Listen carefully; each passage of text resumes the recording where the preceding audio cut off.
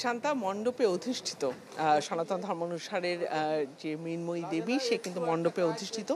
ইতিমধ্যে কিন্তু ঢাকের বাদ্য রয়েছে মণ্ডপগুলোতে এবং শঙ্খের ধ্বনি শোনা যাচ্ছে এবং চারিদিকে উৎসবের আমেজ এবং সনাতন ধর্মের যে পঞ্জিকা সেই অনুসারে গজে চড়ে এবার দেবী দুর্গা এসেছেন কন্যা রূপে মর্তলোকে। এবং আপনি দেখতে পাচ্ছেন যে মন্দিরগুলোতে ইতিমধ্যেই ভক্ত এবং অনুরাগীরা চলে এসেছেন এবং তারা সবাই বসে আছেন। সন্ধ্যায় যে আমন্ত্রণ জানানো হবে দেবী দুর্গাকে সেটির এখন অপেক্ষা এবং তারপরে অধিবাস রয়েছে এবং দেবী মণ্ডপে অধিষ্ঠিত হয়েছেন তিনি তার যে গণেশ কার্তিক সরস্বতী সহ মণ্ডপে অধিষ্ঠিত দেবী দুর্গা এবং যারা ভক্ত অনুরাগী আছেন যেহেতু মৃন্ময়ী দেবীর মুখ উন্মোচন করা হয়েছে আজ সকালে কল্পারম্ভ পূজাটি হয়েছে, অর্থাৎ কল্পনায় যে দেবীকে পূজা করা হয়, অর্থাৎ মৃন্ময়ী দেবীকে সনাতন ধর্ম অনুসারে বিশ্বাস করেন যে মৃন্ময়ী দেবীকে হৃদয়ে স্থাপন করে তাকে চিন্ময়ী মা হিসাবে এই পূজা করা হয় এবং আগামীকাল অর্থাৎ সপ্তমীতে মহাসপ্তমীতে কিন্তু দেবী দুর্গার প্রাণ প্রতিষ্ঠা হয় এবং আজ পর্যন্ত অর্থাৎ সন্ধ্যায় আমন্ত্রণ এবং অধিবাস জানানো হবে দেবী দুর্গাকে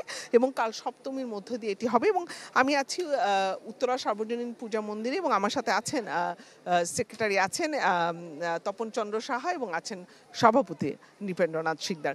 তপন চন্দ্র সাহা, একটু আপনার কাছে জানতে চাই যে এবার একেবারেই লোকজ থিমে আমরা দেখেছি এবং যে পটচিত্র আমাদের হারিয়ে যেতে বসছিল সেই থিমে করা হয়েছে এবং আজকের মধ্য দিয়ে উৎসবের শুরু, সব মিলিয়ে একটু আপনার কাছে জানতে চাই যে উৎসবের আমেজটা কেমন হচ্ছে। উৎসবের আমেজ অন্যান্য বছরের তুলনায় সারা এবার আমরা বেশি পাচ্ছি। আর এইরকম আধুনিকের ছোঁয়া তো সবসময় সব জায়গায় থাকে, আমরাও বিগত বছরগুলিতে করে আসছি। এইবার আমরা একটু ভিন্ন মাত্রায় করতে চেয়েছি, যার কারণে আমাদের হারিয়ে যাওয়া লোকজ যে সংস্কৃতি সেই লোকজ সংস্কৃতির আঙ্গিকে আমরা আমাদের মণ্ডপ লিলি বিউটি সোপ, যার অ্যান্টি এজিং গুণ তারুণ্য ধরে রেখে ত্বককে করে উজ্জ্বল, তারুণ্যময় উজ্জ্বল ত্বকের জন্য রিমার্ক এবার সাজিয়েছি। আমাদের মণ্ডপের আশেপাশে যেগুলি আছে সেগুলি আমরা সাজিয়েছি।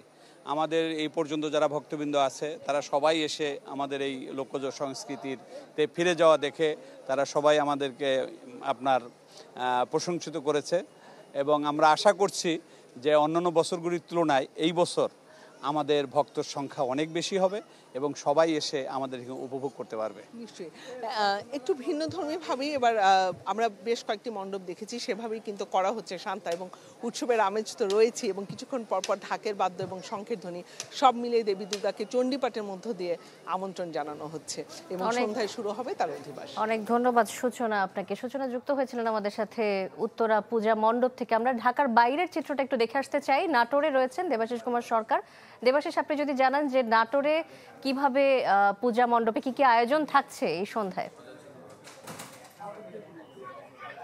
সন্ধ্যায় শান্তা, আসলে সন্ধ্যায় যে পূজা মণ্ডপে আয়োজন থাকে আপনারা যদি দেখেন যে এখানে দর্শনার্থীরা কিন্তু আসছেন পূজা দেখতে, তারা পূজা দেখে শেষ করে বেরিয়ে যাচ্ছেন। সন্ধ্যায় যে আয়োজন রয়েছে দেবীর আবাহন এবং দেবীকে যে আবাহন করা হবে সেটার মাধ্যমে পূজা হবে আর কি, সন্ধ্যা আরতি হবে। এছাড়া অন্যান্য যে অবস্থা রয়েছে সেটা হলো যে নাটোরের কিন্তু যে একেবারে মফস্বল শহর সেটা, কিন্তু আমি এখন যেখানে অবস্থান করছি সেটা হচ্ছে নাটোরের রানী ভবানী প্রতিষ্ঠিত একটি ঐতিহ্যবাহী মন্দির, জয়কালীবাড়ি মন্দির। এই মন্দিরে বিভিন্ন জায়গা থেকে, জেলা এবং জেলার বাইরে থেকে বিভিন্ন দর্শনার্থীরা পুজো দেখতে আসেন। যেহেতু আজকে মহাষষ্ঠী, তো প্রথম দিন পূজার, তারপরেও কিন্তু দর্শনার্থীদের সংখ্যা একেবারে কম নয়। হয় সন্ধ্যাতেই আজকে অনেকে গ্রামগঞ্জের মানুষ যারা রয়েছেন তারা কিন্তু ভিড়ভাট্টা এড়িয়ে পুজোর প্রথম দিকেই পুজো দিতে আসেন এবং সন্ধ্যার যে পুজোর আয়োজন রয়েছে সেই আয়োজনগুলো কিন্তু সম্পন্ন করার জন্য এরই মধ্যে মন্দিরে যে আমরা পূজারী সহ অন্যান্য রয়েছেন সহকারী তারা কিন্তু এরই মধ্যে আয়োজন শুরু করেছেন যে সন্ধ্যায় তারা দেবীর আবাহন সারবেন এবং যে কল্পারম্ভ পূজা এবং ষষ্ঠী পূজা সেটা কিন্তু ইতিমধ্যেই সম্পন্ন হয়েছে এবং সন্ধ্যায় এই আয়োজনের মধ্যে দিয়ে কিন্তু আজ থেকে যে আনুষ্ঠানিকতা পুজোর সেই আনুষ্ঠানিকতা শুরু হয়ে যাবে। এছাড়া প্রতিমা দেখার বিষয়টি যদি বলেন তাহলে আমরা দেখতে পাই যে অন্যান্য বছরের তুলনায় এবছর কিন্তু প্রথম দিন থেকে প্রতিমা দেখার একটা চাপ তৈরি হয়েছে। এর আগে আমরা দেখেছি যে ষষ্ঠীর দিনে সন্ধ্যায় প্রতিমা আপনার নিয়ে আসা হতো, কিন্তু এবছর পঞ্চমীতেই প্রতিমা আসনে নিয়ে আসা হয়েছে এবং সেখান থেকেই আমাদের পুজো শুরু হয়ে গেছে এবং আজকের থেকে আর কয়েক মহাদশমীর মধ্যে দিয়েই এই পূজার আনুষ্ঠানিকতা শেষ হবে। নাটোর জেলায় এবছর 368টি পূজা মণ্ডপে পূজার আয়োজন হয়েছে এবং প্রশাসনের তরফ থেকে যাতে কোনো ধরনের নিরাপত্তা বিঘ্নিত না হয় তার জন্য সর্বোচ্চ ব্যবস্থা নেওয়া হয়েছে বলে এখান থেকে জানিয়েছেন জেলা প্রশাসন। এই ছিল আসলে শান্তা। দেবাশিস, ধন্যবাদ আমাদের সাথে যুক্ত হওয়ার জন্য। দেবাশিস কুমার সরকার নাটোর থেকে যুক্ত ছিলেন। আমাদের সহকর্মীরা শারদীয় দুর্গোৎসবের খবর জানাচ্ছিলেন ঢাকা এবং ঢাকার বাইরে থেকে।